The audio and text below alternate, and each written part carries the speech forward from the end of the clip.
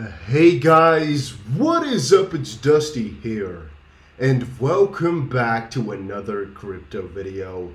And over the last couple of days, people have been asking me a ton of questions regarding the William Hinman deposition. Of course, talking about the Ripple v. SEC lawsuit. Now, I actually already gave you guys a video going over everything that we know thus far. However, a lot of you all were not satisfied, wanting more inside information. Please understand, I have looked left, right, left, up, down, left, right, cheat codes. I've tried every single thing, but there's nothing to be found. The only thing we can assume is this right here. Most likely, the William deposition has already taken place in a nice fashion. Theoretically speaking, it is possible that it did not take place, but let's not talk about that today, because we're just going to go expect it all took place in a nice fashion, and that the Ripple lawyers got some fire from that deposition and are now just writing their letters like this and hopefully put up some different proposals and just new replies, responses, and ideas for their motions over the next couple of days/weeks. Because think about it. The 27th is when the deposition was.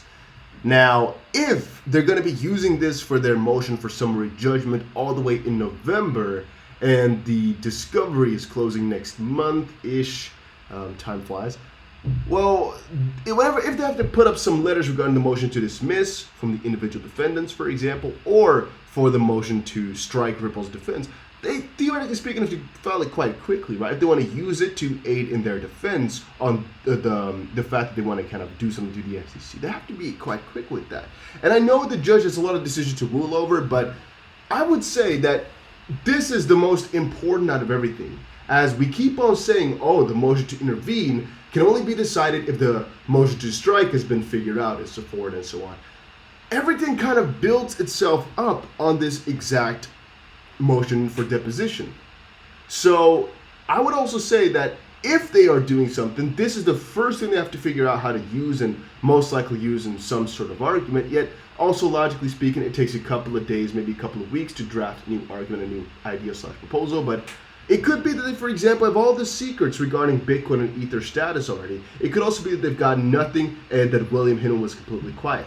We do not know. We cannot know. All we can figure out for right now is the fact that we, I guess, can... No, there's nothing to be figured out about the deposition. We don't even know if it took place, theoretically speaking. We don't know anything because it's not public, it's not open. We can only start to know once they put up some new letters, which I'll update you guys as soon as we get them, though. All right, so please don't think I left you out some information. There's no public available info. I tried my best. I've been looking everywhere, but there is none. It's not available. It's not public. The moment it becomes public, I'll tell you guys about it. So make sure you subscribe for that moment. And also, guys, make sure you check out Bybit. It's the exchange that I'm using to trade on right now with some crazy leverage. There's a $1,610 bonus right now, which you can check out. A link is down below. You get to up to $1,000 for just depositing, which is pretty interesting. And next level adventure with Bybit, $2,000 prize pool. There's also a couple of other things coming up in the near future, like a team-based competition in this.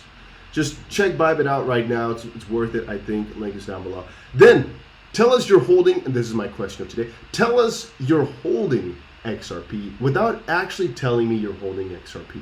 So right now in the comment section, put this down there. Tell me you're holding XRP without actually telling me you're holding XRP. I want to see all the crazy responses. I think it's going to be pretty funny.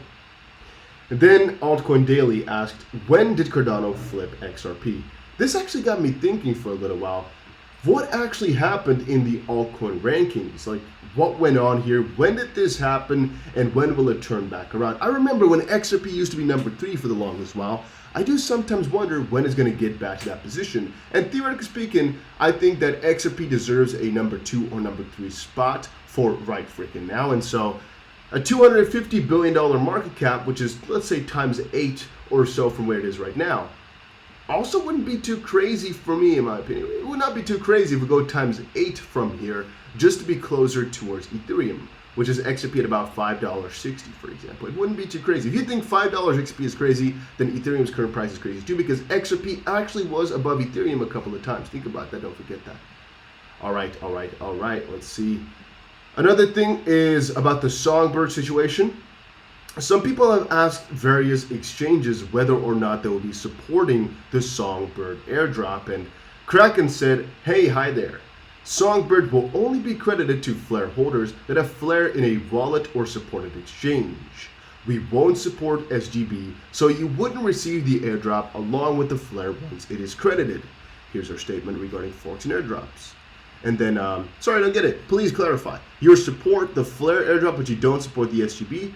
Is that correct? What do you do with the SGB tokens because you are, because you as in Flare Network supported exchange will get the SGB. They said, "At this time, we do not intend to support the Songbird airdrop. We do not intend to honor our commitment to supporting the Flare airdrop."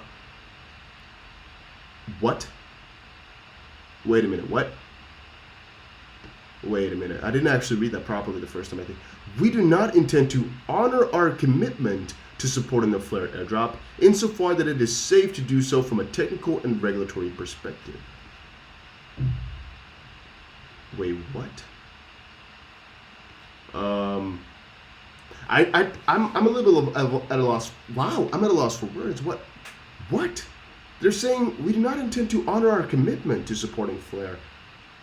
That is a pretty big bomb dropper right there.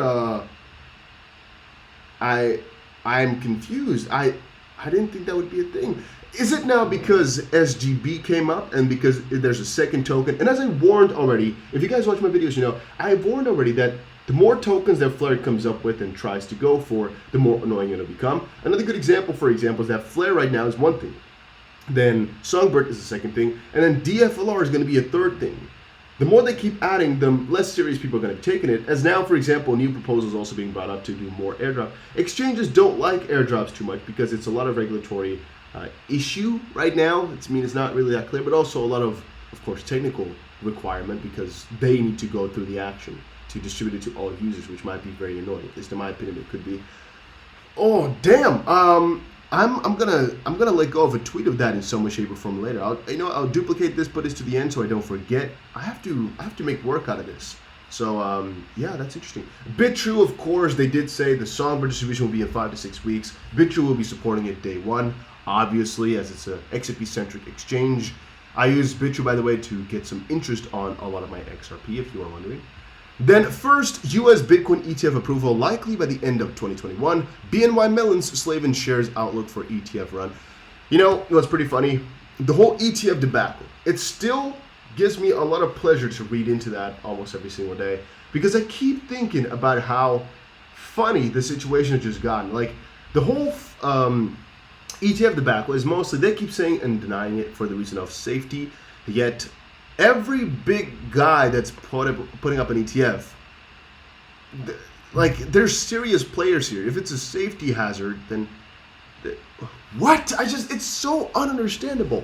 Like even Jay Clayton's firm right now, the One River Asset Management, has put it up. The major banks are putting it up, and all of them have actually been against crypto at one point or another for safety. They've all changed their mind. How come an ETF is just now still being denied or basically stalled? Like on what purpose, on what grounds can you think you should deny it for? I wouldn't be able to make up one really good reason, except for the fact that they don't know which ones to apply because all of them do it to make money, and then the first one to be able to do it is going to make the most amount of money. So I guess maybe that's why. But then again, that's the way the world moves, right? So why would they keep denying it? I have no idea. Uniswap in discussion with fintech giants to bring DeFi to the mainstream. I will actually talk about this on my 5-minute crypto channel because Uniswap, there were a couple of rumors earlier that they were partnering up with PayPal and a lot of other companies, but Uniswap actually came in to deny them themselves because they said, well, even though we said it at a conference, the ETHCC conference, yeah, they're not sure about all of it and they're attempting to reach out, but there's nothing conclusive. Then, pretty funny, Mr. Intuitive posted this.